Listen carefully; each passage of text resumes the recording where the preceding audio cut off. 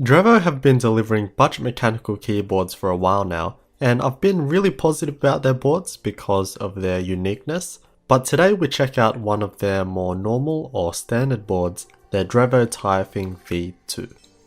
Opening up the box, we have the keyboard itself, we get a user manual and a sticker, a wire keycap puller, which is a nice inclusion, a key switch puller, and then 4 extra key switches, which tells me that this is a hot swappable keyboard, which I had no idea about. In the hands, it's a relatively light keyboard for the size of it, but it's still packing some weight, and there's a little bit of flex to it, but nothing to be concerned about at all, like I'm really forcing it here. Alright, so it looks just about how you would expect a budget full-size keyboard to look like. It has an aluminium top mounting plate which has a black brush finish.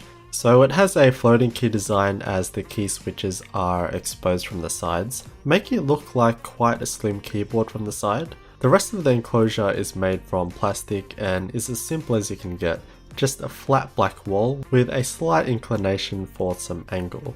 So with a thin alu plate and a thin plastic base, it doesn't feel particularly solid or premium. On the bottom we have a good amount of rubber feet, including additional ones for when you have the feet up, and those feet are also rubber tipped. And we have a non-removable cable, which is unfortunate, but it does look nicely secured. While it does have a super simple enclosure, it isn't particularly helped by the keycaps, which are backlit, so the legends are thick and have some weird gaps and all that. So not the cleanest, but you can't expect too much. And then being nitpicky, the top right section looks a bit unrefined to me, like the huge letters for the num, caps and scroll lock and the gaming mode.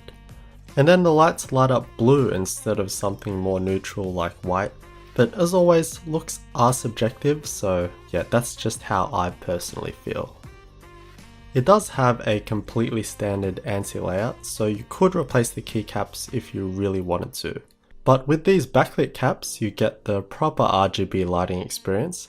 You can play around with the lighting on board, so that's done by the FN key and all of these keys over here. So we got the brightness and speed settings on the arrow keys, and then all the effects and whatnot on the nav cluster.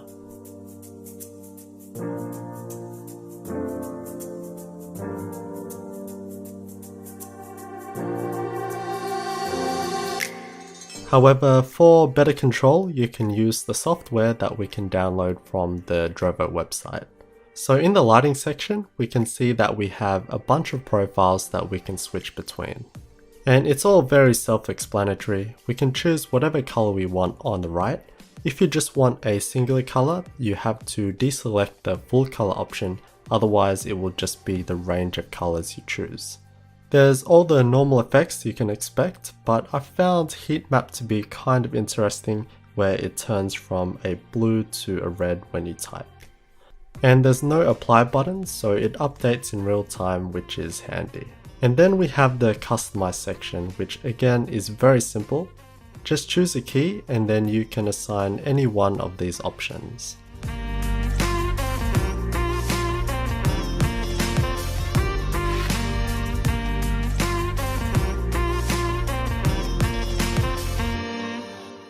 And one of those options is a macro. We can create macros in the macro section. We just press add and then we can choose our delays. Then hit record and do whatever you want and then click stop. And you can play around with it after as well.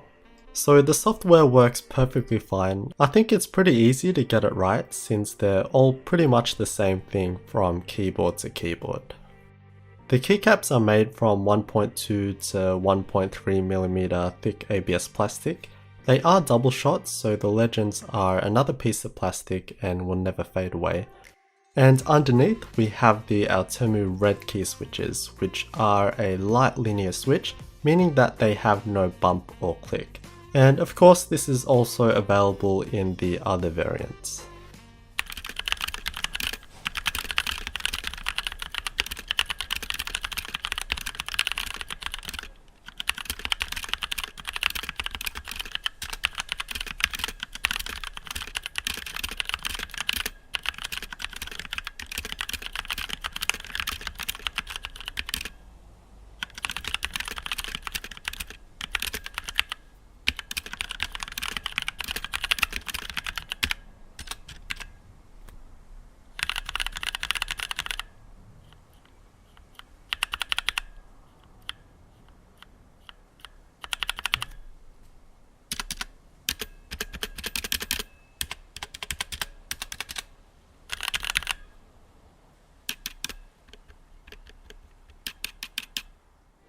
The stabilizers aren't great on these, as you would have heard with the rattle.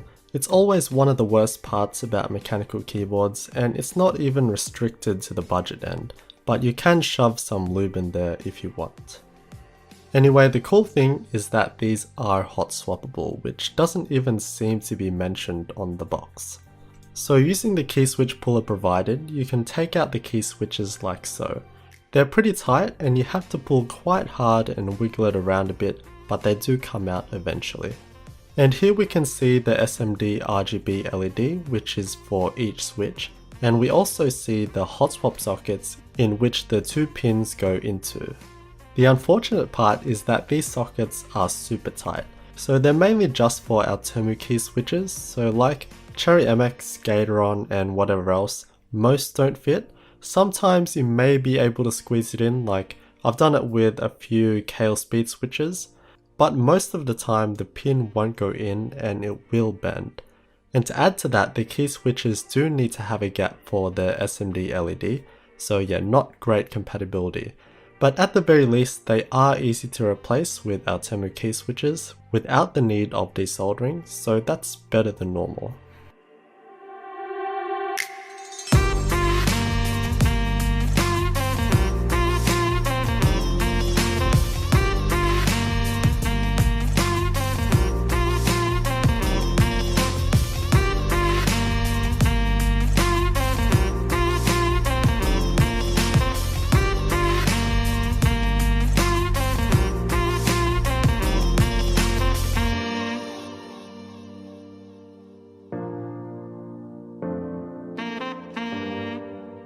Taking the keyboard apart is very simple with a couple of Phillips head screws on the top plate and then release the clips.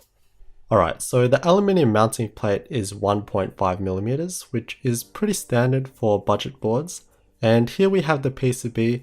It's very clean and all, but the main difference is that we have these sockets soldered in. So like if you really wanted to, you could desolder the sockets and install other key switches, although I don't really see the point with this type of keyboard. And finally, the bottom plastic shell is thin, but it does have a bit of ribbing for reinforcement, and the flex isn't much of an issue when it's screwed into the aluminium plate. Other little things, it has full end key rollover, so you can press as many keys simultaneously as you want. We can lock the Windows key by pressing it with the FN key, and we also have a couple of media control keys and other simple shortcuts on the function row. Okay, so overall there's not much to it. What you see is what you get. It's a simple full-size mechanical keyboard with customizable RGB backlighting. It even has the hot swappable key switches, however you will be limited to our Temu, but that's just fine in my opinion. The build isn't amazing, you can feel that it is a budget keyboard, but that's what you pay for. And yeah, I've referred to this as a budget board, but it is going towards the higher end of that category in regards to price in my opinion. You won't find all these extra features on say a more premium board at this price, but you are reaching into like the basic keyboards from a more premium brand. Since it's not as unique as their other boards, it is a harder pick for me since the competition is greater. And there's a lot of other great options out there, but if you need that numpad, this keyboard will serve you well, and they do have their TKL version if you don't need it. It's just a basic keyboard in terms of looks and build, but I also appreciate that style of approach as it does deliver what it shows.